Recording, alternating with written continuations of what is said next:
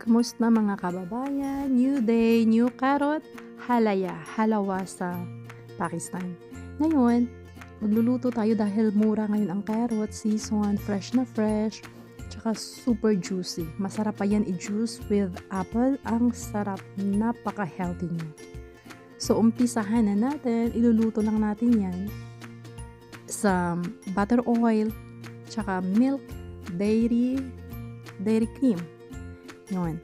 Tsaka if may walnut kayo, lagyan na rin natin yan. Dahil ngayon, season din siya. From Sawat Fresh Hand. Bigay lang ng friend.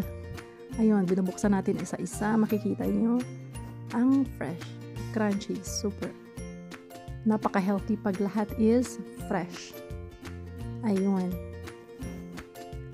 Napaka-famous na dessert yan dito. Tsaka napakasarap din. Super healthy. Makikita nyo pa lang sa ingredients niya. So yun, makikita nyo naman kung gaano ka-fresh, reddish, ang sarap niyan papakin.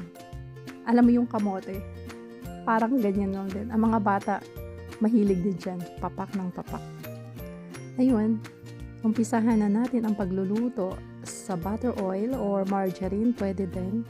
Pag na-dry yan, lagyan ng milk, tsaka dairy cream. Yung white cream. So, yun ang proseso ng pagluluto na napakadali lang.